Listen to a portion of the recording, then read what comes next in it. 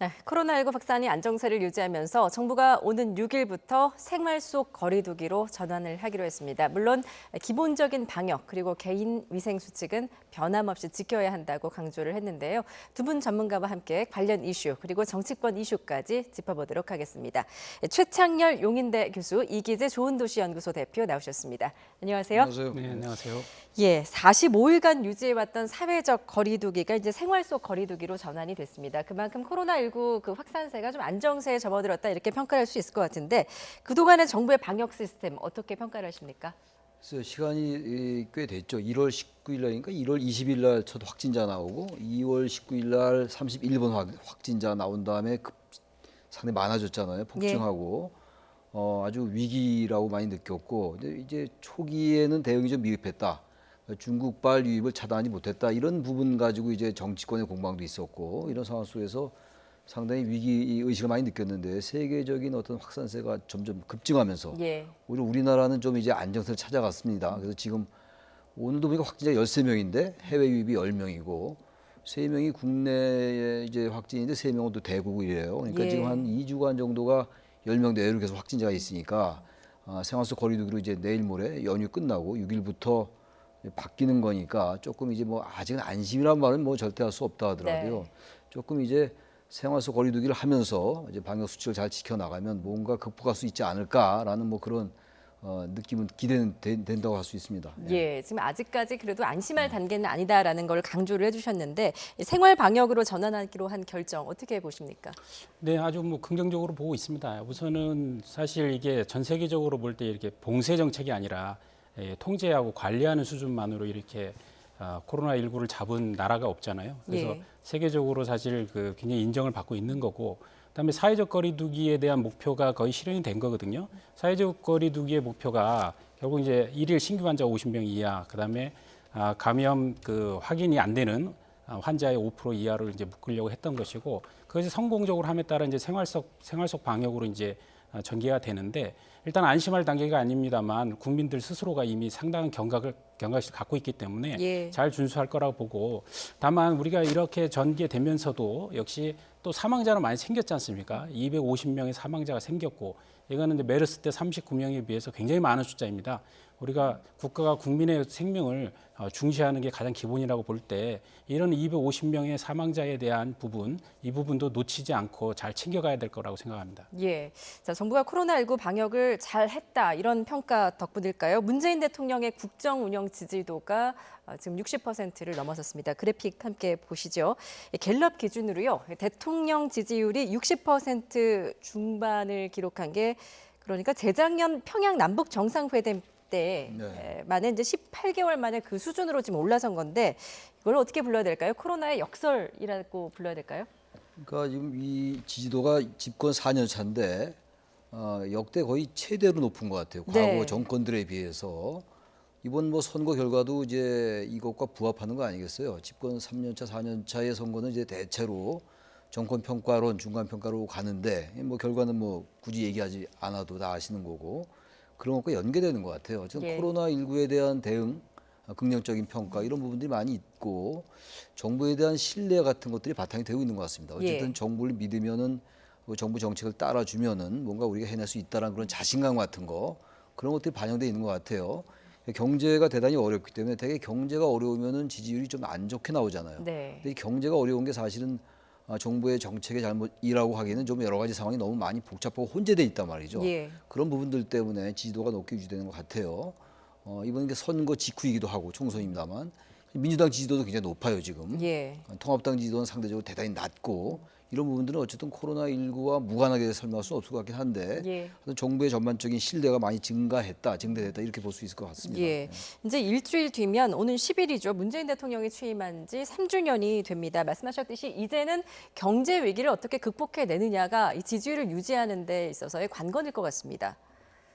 예, 그러니까 지금 뭐 지지율은 지금 말씀하셨듯이 코로나19에 대한 방역 성과 이것도 있지만 어쨌든 그 총선에 대한 180석 압승, 그래서 컨벤션 효과라고 하죠. 그래서 어쨌든 대선 승리라든가 혹은 당대표 승리할 때 그 정치인들의 지지율이 급상승하는 걸 볼 수 있는데 그런 효과라고 보고요. 이게 이제 이 지지율이 계속 과연 지속될 수 있느냐는 역시 경제의 문제인데 지금 현재 그 4월 달에 지금 수출이 지금 24%가 지금 급감하고 있고 지금 무역 수지도 99개월 연속해서 지금 감소 추세 99개월 만에 적재로 반전했거든요. 그래서 지금 실물 경제도 굉장히 어려운 상황이기 때문에 네. 정부는 어쨌든 이거에 초미의 관심사를 갖고 있고 그래서 지금 3차 추경을 준비하고 있는 거 아닙니까? 3차 추경은 어쨌든 기업 활성화 그러나 고용 유지 이 측면에서 하고 있기 때문에 그 부분을 과연 성공적으로 안착시킬 수 있느냐 이 문제가 그 지지율 유지의 관건이라고 볼 수 있습니다. 예. 자, 3차 추경 말씀을 해주셨는데 지금 이제 21대 국회에서 최대 쟁점 아니겠습니까? 그런데 2차 추경도 굉장히 그 실갱이를 했단 말이죠. 네. 과연 3차 추경 쉽게 통과될 수 있을까요? 어떻게 보세요? 3차 추경도 지금 워낙 이 우리 경제가 처한 위기라는 게 예. 이 재난에 관련된 위기란 말이에요. 그 야당이 반대하는데 한계가 있을 거예요. 네. 아마 게다가 지금 정부가 추진하고 있는 여러 가지 추경 같은 것 이런 것들에 대한 지지가 높다라고 우리가 해석할 수 있는 거거든요. 지지도가 예. 높다라는 게. 저는 그래서 21대 국회가 개원하고 우선 이제 경제 문제가 제일 관건으로 등장할 텐데 예.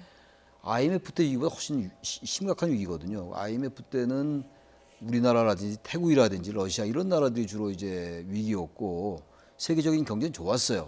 근데 지금 뭐 워낙 지금 세계 경제가 안 좋고 네. 특히 우리나라는 이 대외 의존도가 높은 나라란 말이에요. 수출에 많이 의존하는 형태고 내수가 약하기 때문에 추경을 안 할 수가 없을 겁니다 아마. 예. 공방은 좀 있다 하더라도 야권이 이 부분에 대해서 협조적으로 나올 수밖에 없지 않을까라고 전망을 해봅니다. 예. 그런데 이제 이런 와중에 여권에서 지금 수면 아래에 있었던 개헌 담론이 지금 솔솔 올라오고 있는 것 같습니다. 지금 당장 국민개헌 발안제라는 법안의 처리 시한이 9일까지인데 지금 이인영 원내대표는 8일 날 본회의를 열어서 처리를 하자라고 야당 측에 제안을 하지 않았습니까?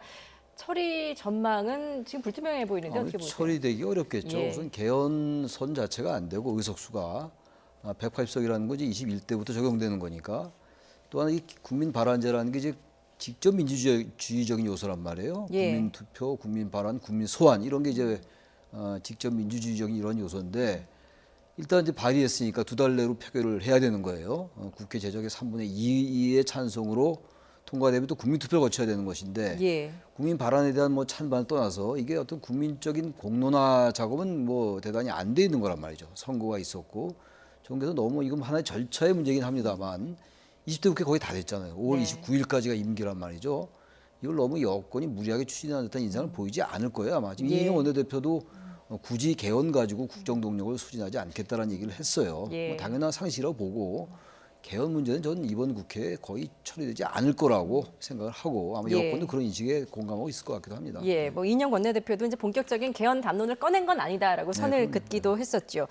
뭐 이런 지금 큰 이슈들이 있는데 물론 이제 개헌이 그 여당의 수건이긴 했습니다. 하지만 말씀하셨듯이 이제 코로나19로 인한 경제 위기 극복이 지금 최대 이슈인 만큼 그렇죠. 네. 여권에서 개헌 담론을 섣불리 꺼냈을 때 결코 득이 될 건 없을 것 같은데요. 어떻게 보세요? 그렇죠. 여권에서는 그러니까 굉장히 신중해야 될 거라고 보고요. 그리고 지금 이제 제기된 이인영 원내대표가 제기한 개헌제 발안제는 개헌하고 좀 다릅니다. 네. 그러니까 개헌한 얘기가 아니라 이제 개헌을 이제 발의할 때 지금까지는 이제 대통령이 발의하거나 이제 국회에서 이제 제적 과반수의 찬성으로 발의하는데 여기에 국민 100만 명의 동의를 추가하자 이런 정도인데 그거는 사실 뭐 큰 의미가 상징성인 의미는 있을지언정 예. 과연 100만 명이 또 왜 100만 명이냐 200만 명이 아니고 이게 이 숫자에 대한 적합성도 없는 것이고 단지 그래서 이제 이인영 대표도 이걸 강하게 주장하는 건 아니에요. 단지 이게 발의해서 공고가 됐으니 국회에 와 있으니 60일 이내에 표결해야 되니까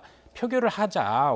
그 5월 8일 날 본회의를 열어서 이거거든요. 네. 근데 이제 단순하게 그것만 얘기한다면 발의가 돼 있고 국회에 올라와 있으니까 표결하자라고 한다면 지금 국회에 지금 계류 중인 법안이 거의 한 15,000개가 발의돼서 지금 표결을 기다리고 있는 법안들이란 말입니다. 예. 이런 법안들이 표결을 기다리고 있는 법안들이 어마어마하게 많은데 왜 유독 이것만 먼저 통과를 하자고 하냐. 이게 좀 논리적으로 맞지를 않거든요. 그렇기 때문에 지금 이런 개헌 이슈를 지금 거론할 때가 아니다라고 통합당에서 주장하고 있는 것이죠. 예, 지금 뭐 통합당이 지금 반대를 하고 있기 때문에 오는 8일 본회의가 열릴 수 있을지도 지금 좀 지켜봐야 될 부분인 것 같습니다. 자, 이런 가운데 이제 북한 김정은 국무위원장의 건강 이상설 정치권을 중심으로 확대 재생산됐는데 뭐 20일 만에 이제 공개 활동, 공개 석상에 나오지 않았습니까?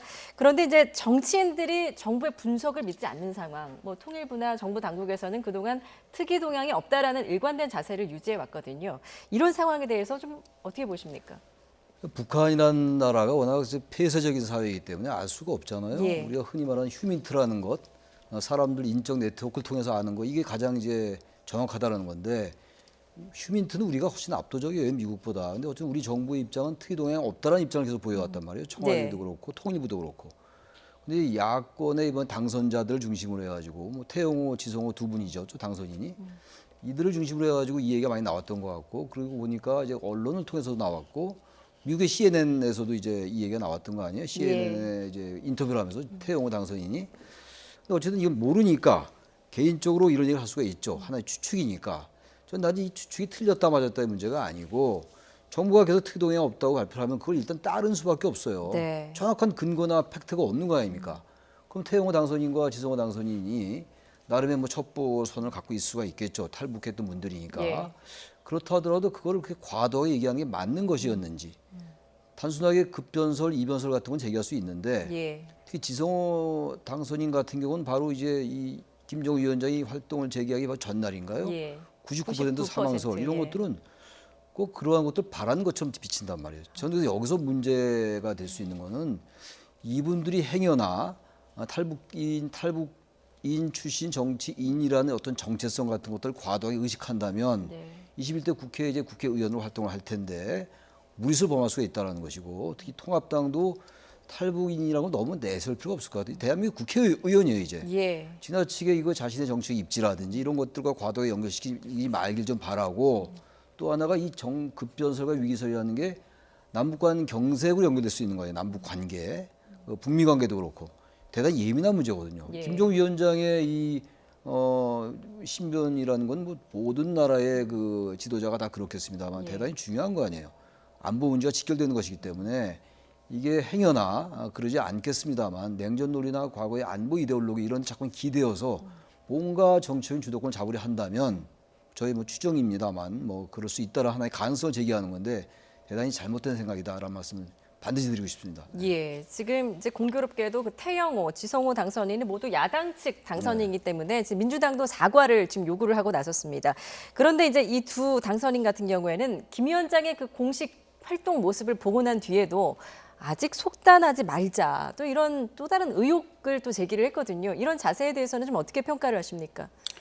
뭐 그 태영호 당선자가 얘기했듯이 뭐 말끔히 해소된 것은 아니다라고 했는데 실제로 뭐 말끔히 해소된 것은 아니겠죠. 예를 들어서 동영상을 볼 때 어쨌든 김정은 위원장이 약간 좀 부자연스러운 모습 그리고 뭐 약간 뭐 심혈관 계통에 예를 들어 스텐트라든가 그 시술을 받고 나왔을 가능성도 있거든요. 네. 왜냐하면 20일간의 행적에 대해서 지금 밝혀진 게 없기 때문에 그런 측면에서 얘기는 할 수 있을지 모르겠지만 그동안 그 본인들이 지성호 당선자를 포함해서 본인들이 했던 그 메시지의 어떤 그 경중으로 볼 때 대단히 이 그 우리의 그 정책을 국가 전략을 혼선에 빠뜨릴 수 있는 정도의 강한 메시지를 날렸잖아요. 예. 99% 사망설을 얘기한다는 건 너무 심한 것이죠. 그래서 그런 측면에서는 향후에 이분들이 이제 당선자 신분을 벗어서 국회의원 되시는데 이제 국회의원으로서의 결국 이제 권한과 책임이 따르는 거 아닙니까? 본인의 말에 대한 책임을 지어야 되는 문제라고 볼 때 이번 기회에 심사숙고해서 이런 부분에 대한 본인의 사과 그리고 유감 표명 그리고 이런 부분들이 단순히 이제 개인을 떠나서 이게 당의 누가 될 수 있습니다. 이제 예. 그분들이 밖에 있을 때는 뭐 평론가로 활동을 하든 아니면 또 시민운동가로 활동을 하든 할 때 상관은 없지만 이제 당의 이제 국회의원이 되기 때문에 본인들의 발에 대한 신뢰도가 떨어지면 정당에 대한 신뢰도가 떨어지고 이렇게 되면 정당에 큰 문제가 될 수 있다는 것들을 본인들이 좀 직시했으면 좋겠다는 생각입니다. 예, 정성호 더불어민주당 의원 같은 경우에는 가짜 뉴스 만들고 유포하는 행위 용납할 수 없다면서 이제 국회의원 국민소환제 도입을 해야 된다 이렇게 주장을 하기도 했었는데요. 이제 당선인 신분, 이제 국회의원으로 활동하는 만큼 좀 말의 무게를 무겁게 했으면 좋겠다라는 생각도 듭니다. 신중하게 발언해야죠. 특히 예. 이런 중요한 문제는. 예. 자, 이번엔 통합당 이슈를 좀 살펴보도록 하겠는데요. 미래통합당 이제 김종인 비상대책위원회 그 체제로 전환할지 여부가 차기 원내 지도부로 넘어갔습니다. 그런 만큼 미래통합당 새 원내대표 선거가 8일에 열리는데 뭐 이게 이제 친김이냐 반김이냐의 대결 구도로 갈 것 같아요. 그 전망 어떻게 하고 계십니까? 그래서 이제 그렇게 되고 말았어요 예. 지금. 사실 원내대표를 새로 뽑으면 향후 이제 당의 진로라든지 왜 졌는지 이런 것들 정말 토론을 통해서 어떤 냉철하게 좀 분석을 해내야 되는데 최근에 이제 선거 끝나고 4월 15일날 선거였으니까 보름이 훌쩍 넘었잖아요. 그동안 보여줬던 통합당의 모습은 오로지 반 김종인, 친 김종인 뭐 이런 거였단 말이에요. 네. 김종인 위원장이 만약 된다면 정권을 주느냐 마느냐. 김종인 전 선대위원장도 마찬가지였어요. 그러다 보니까 통합당이 과연 현재 이 선거 결과를 어떻게 받아들이고 있는 것인지 납득이 안 가는 거예요. 이게 일상적인 그냥 선거에서 패배로 받아들여야지 그게 설명이 되지. 예. 이분은 정말 이건 뭐 민주당의 승리라기보다는 통합당의 그동안의 행태에 대한 국민적인 응징으로 봐야 되거든요. 사실상의 어떤 통합당에 대한 사실상의 사망 선고 이렇게 해석한다면 전 저러한 행태들이 안 나왔을 것 같아요. 근데 어쨌든 간에 현실은 또 현실이니까 그런 부분들이 이제 새 원내대표 지도부 선거로 넘어갔어요. 네. 그래서 친김정이냐 반김정이냐가 이게 이제 원내대표의 쟁점으로 불가피하게 부상했는데 예. 그런 과정 속에서 그런 것과 더불어서 왜 통합당이 졌는지 그런 것들을 냉철하게 볼 수 있는 토론이 이루어진다면 나름 의미가 있는 것이고 예. 그렇지 않고 오로지 반김정인 친김정인 하면서 당내 그 중진들이 자신들의 향후 정치 입지를 과도하게 의식해서 한다면 통합당이 미래는 대단히 암울하다 이런 생각이 들어요. 그래서 새 원내대표에 출마하는 지금 이명수 의원, 김태형 의원 이런 분들이 지금 출마 의사를 밝히고 있는데 예. 그런 것들을 잘 의식을 해서 그래야지 통합당이 앞으로 뭔가 어떻게 해 나갈 수 있을 거 아니겠어요. 예. 그래야 여야의 어떤 견제와 균형도 이루어질 수 있을 것이고 권력도 건강해질 수 있는 거고. 저는 그래서 이번에 치러지는 뭐 저희 통합당도 치르고 민주당도 원내대표 선거 치를 거란 말이에요. 네. 특히 근데 통합당의 원내대표 선거가 이런 한국 정치에서 왜 보수가 이렇게 몰락에 가까운 참패를 했는지에 대한 뚜렷한 그리고 철저한 그런 토론이 전제돼야 된다. 그럴 때만이 친 김종인이냐 반 김종인이냐가 의미가 있다라고 생각을 합니다. 예, 지금 뭐 단순히 친 김종인이냐 반 김종인이냐보다 그 원내대표 선거 과정에서의 어떤 반성, 성찰이 먼저 필요하다라는 지적이십니다. 어떻게 보십니까? 그렇죠. 이번 원내대표 선거는 사실 향후 통합당의 진로를 둘러싸 굉장히 중요한 선거가 됐습니다. 예. 단순하게 1년간 원내 사령탑을 뽑는 게 아니라 지금 이제 비대위 체제를 지지하느냐 마느냐를 갖고 이제 격돌하게 돼 있기 때문에 근데 이제 그 김종인 비대위를 지지했던 그룹도 김종인 비대위가 들어서면 당이 해결될 것이다. 당의 문제가 이렇게 본 건 아니었고 현실적인 어려움, 그러니까 현실론, 한계론을 갖고 이야기했던 것이고 자강론은 또 그것에 대해서 그걸 우리가 극복해야지라는 차원의 문제였지 실제로 김종인 체제가 들어서는 모든 게 해결된다라고 보지 않고 있는 것이거든요. 굉장히 그 통합당 관계자들은 이 사태 지금 현재 103석밖에 얻지 못했던 보수의 대참패를 심각하게 바라보고 있고 이것을 어떻게 해결할 것인가를 둘러싸고 지금 뭐 수없이 논쟁을 하고 있습니다. 다만 그것에 대한 방법론이 예를 들어서 자강이냐 아니면 현실론 김종인 비대위냐 이것은 수단의 문제이고 실제 그 내용의 문제는 결국은 시대 변화를 제대로 읽어내지 못하고 이념 과잉됐던 문제, 그다음에 젊은 층과의 어떤 괴리의 문제, 그다음에 어떤 야당의 태도의 문제, 즉 뭐냐면 무조건적인 반대에 대해서는 이제 국민들의 수준이 굉장히 높아졌기 때문에 예. 대안을 제시하지 않는 무조건적인 반대에 대해서는 굉장히 싸늘한 태도를 취하고 있다는 것을 이번 선거를 통해서 증명한 거거든요. 결국은 수권 세력으로서 다시 국민에게 어떤 모습을 보여줄 것이냐에 대한 내용적 토론을 하고 있기 때문에 예. 그것이 이번에 이제 원내대표 선거를 통해서 뽑히는 분이 어쨌든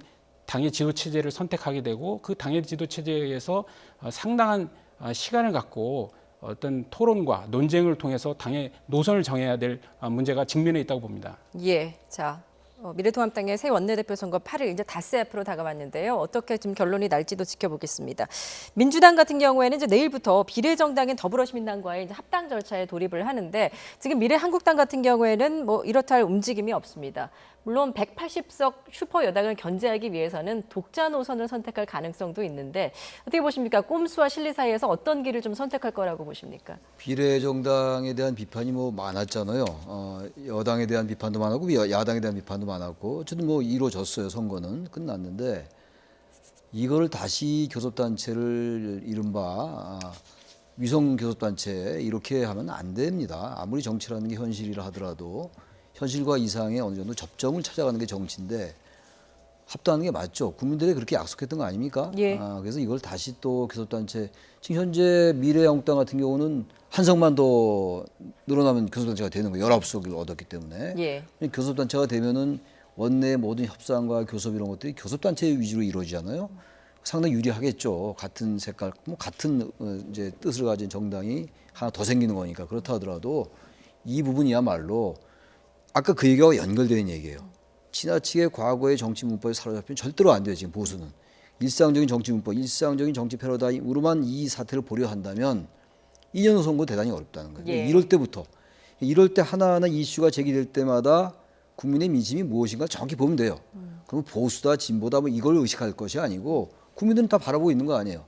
과연 또 꼼수로 한 명이 더 생겨서 비례 교섭단체를 만들 것인지 네. 그래도 나름 원칙을 지킬 것인지 보고 있는 거라는 거예요.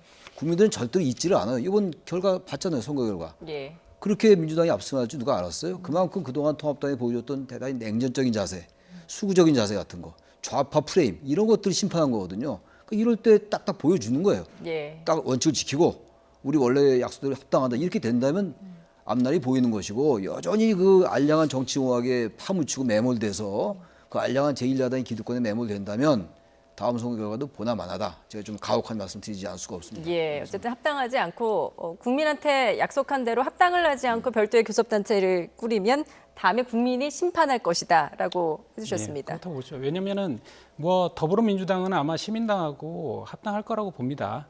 그렇게 약속을 했었고, 근데 이제 문제는 이제 미래통합당과 미래한국당의 관계인데.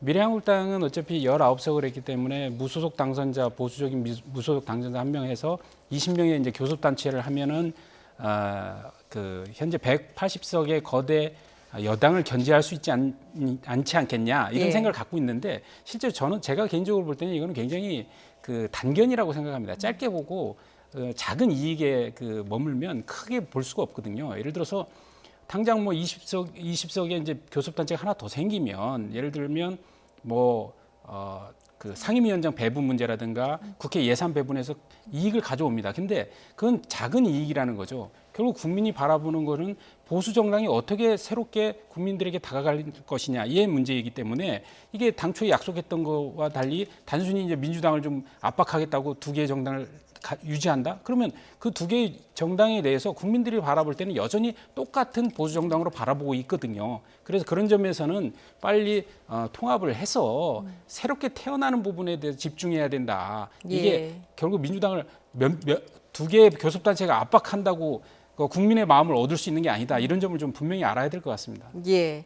자, 이런 가운데 이제 총선 참패 이후에 대표직을 내려놓고 지금 자맹 중인 황교안 전 대표의 침묵이 길어지고 있는데 지금 선거 다음날 주민들에게 보내는 낙선 문자 이후에 한 인터뷰를 했습니다. 여기에서 일을 안 하면 어쩌겠느냐, 무슨 일을 하느냐가 문제다 이런 이야기를 했거든요. 황 전 대표의 거취, 앞으로의 진로에 대해서는 어떻게 전망하십니까? 글쎄요, 워낙 뭐 변수가 많고 예. 또 21대 국회가 개원하고 여러 가지 변수가 맞물리겠죠. 일단 이제 황교안 전 대표는 일단 원내 진입이 안 됐으니까 상당히 어려운 입장이 있을 것 같아요. 원내 진입해서 대선을 치는 것과 대선에 도전하는 것과 많이 다르기 때문에. 예. 근데 어쨌든 지금 보수 진영이 워낙 뭐 지도부가 다 졌잖아요. 조경태 최고위원을 빼고 그리고 주자군도 여건에 비해서 대단히 이제 빈곤해요 지금. 예. 황교안 전 대표가 전 복귀할 수 있는 충분한 그 환경이 이루어진다면 할 수 있을 것 같아요. 단지 중요한 거는 복귀하냐 안 하냐 이 전망도 중요합니다만 왜 그렇게 졌냐를 다시 제가 강조합니다. 그걸 바라봐야 돼요. 그러니까 제 황교안 전 대표가 유난히 그 좌파 독재 이런 얘기를 많이 했잖아요. 대표 시절에 예. 좌파 뭐 사회주의 이런 얘기들이 국민들에게 설득력이 없었던 거예요. 그런 것들을 바꾼다면 시대 인식이라든지 시대 정신이라든지 이렇게 한다면 얼마든지 복귀해서 가능성이 있는 것이고 그렇지 않고 단지 정치공학적인 여러 가지 선거공학적인 것에 입각해서 복귀한다. 예. 역시 그리고 변화가 없고 그렇다면 메시지가 바뀌지 않는다면은 그런 복귀가 과연 의미가 있겠는가 이런 생각이 들어요. 예. 지금 저희가 통합당 위주로 좀 이야기를 나눠봤는데요. 마지막으로 좀 짧게 민주당도 이제 7일날 원내대표 경선이 열리지 않습니까? 네, 네. 지금 친문이냐 아니면 비주류냐 이 대결인 것 같습니다. 경선 전망 좀 짧게 해주신다면요. 어차피 세 분 다 친문을 표방하고 있으니까요. 네. 다 친문이라고 보고 문제는 누가 진짜 친문이냐, 예. 누가 진문이냐 이건데요. 실제로 이제 당권파인 김태년 이제 의원과 이제 전해철 의원의 싸움이라고 대충 보고 있습니다. 왜냐하면 두 분이 그동안 이제 그 계속적인 이제 원내대표를 위해서 관리를 해왔었고, 예. 그다음에 이제 김태년 의원은 지난번에도 출마했었던 경력이 있거든요. 그래서 두 분의 싸움이라고 일단 관전을 하고 있고, 정성호 의원은 어쨌든 합리적 실용주의를 택하고 있지만 지금 현재 친문이 강화된 상황에서는 두 사람의 경합이 아닐까 이렇게 보고 있습니다. 예, 알겠습니다. 민주당의 원내대표 경선 전망까지 해봤습니다. 지금까지 최창렬 용인대 교수, 이기재 좋은도시연구소 대표였습니다. 잘 들었습니다. 그렇습니다.